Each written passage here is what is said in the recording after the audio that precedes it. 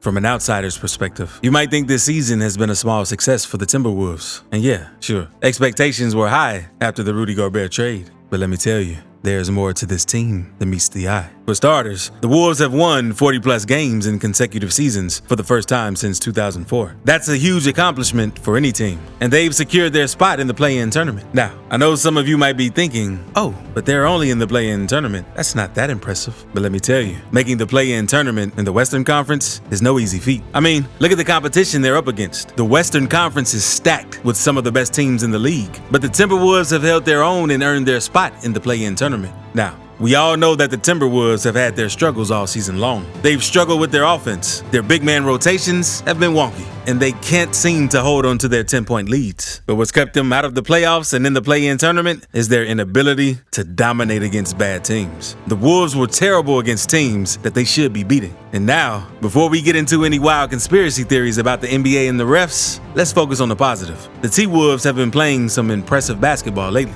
and we'll get into the details of it all. But first, hit that subscribe button and turn on notifications so you never miss a beat when it comes to NBA news and insights. For those who haven't been keeping up, the Timberwolves have been struggling for a while now. They have a lot of talented players, but they couldn't seem to get it together on the court. However, recently, they've been playing well, and it's all thanks to their newfound cohesion. The Wolves have figured out how to take their skills and use them in a way that benefits the team as a whole. They have a solid game plan for both offense and defense, and they've been able to seamlessly transition between the two. This is especially important in the fast-paced NBA, where teams need to be able to switch from offense to defense in the blink of an eye. And a big part of this is thanks to their point guard, Mike Conley. He's been a key piece in helping the team unlock its full potential. Under head coach Chris Finch, the Timberwolves have been able to execute their game plan flawlessly. They have a roster full of talented players, and with Conley in the mix, they've been able to dominate opponents both offensively and defensively. But before we get too excited, let's rewind a bit. Back in late November, the Wolves were faced with a big problem. How could they defend the perimeter and transition with two relatively slow bigs simultaneously on the court? It was a huge, unresolved question that had everyone scratching their heads. But with Conley in the picture, things are looking up. The team has been more coordinated on defense, and they're able to cover more ground than before. Head coach Finch recently said, "Some of the lineups we were playing with earlier in the season, we weren't able to get the matchups we wanted because sometimes we have guys we really couldn't always put on the ball. Now we have a magnitude of guys we can put on the ball. Sometimes you have to hide players. We don't really have that anymore."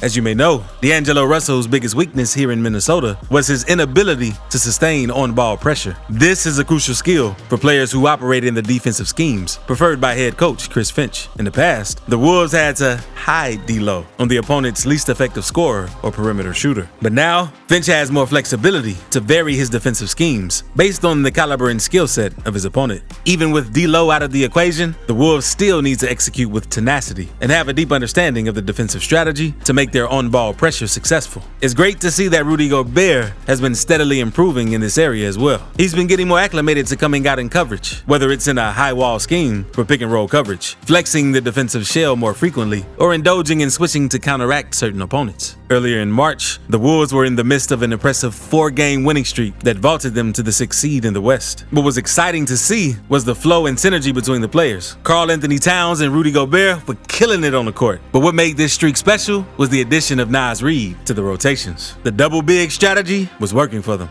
Now, I know 4 games might not seem like a lot in an 82-game season, but this project between Cat and Gobert has been in the works, and to see it come together at the start of a heated playoff race is inspiring. Now, to the elephant in the room, the controversies.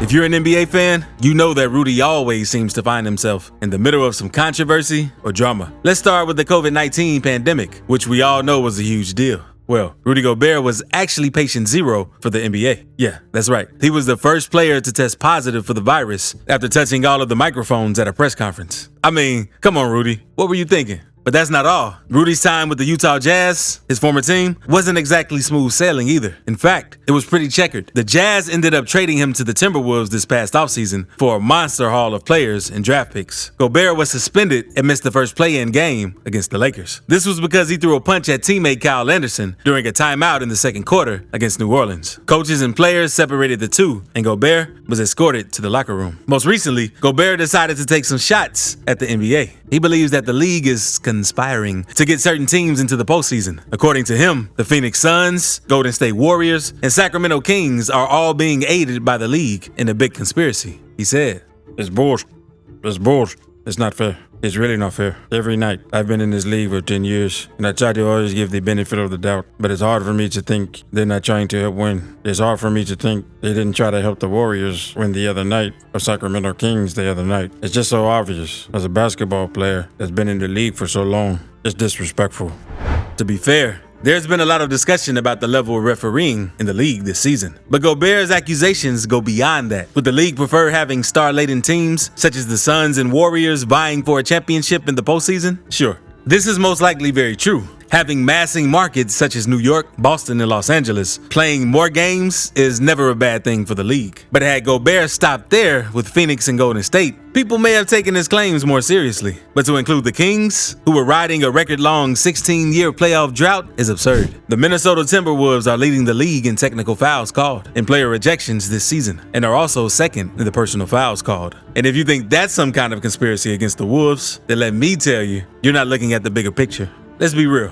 There are players out there who love to bait the referees. They know exactly how to push their buttons and get under their skin. Take Draymond Green and Luka Doncic, for example. These guys are two of the most popular stars in the league, but they're also some of the biggest culprits when it comes to racking up technical fouls. So, it's not just the Wolves who are getting called out for their fouls. It's happening all across the league. Now, I'm not gonna lie. This team has some players who love to complain and talk smack on the court. I'm talking about Rudy Gobert, Anthony Edwards, and Karl Anthony Towns. But out of these three, I gotta say that Ant has the most valid reason to get heated. I mean, this guy drives to the rim with reckless abandon, and he doesn't always get the calls he deserves. It's frustrating for him. But it's not only Ant who's getting the short end of the stick. Jaden McDaniels is also getting a tough whistle. I mean, the refs are calling incidental contact fouls left and right, and it's not helping him out. And to make matters worse, the stars he's guarding seem to get away with a lot more contact. It's not fair. The bottom line is not just the Wolves. The overall standing of officiating in the league has been on decline in recent years.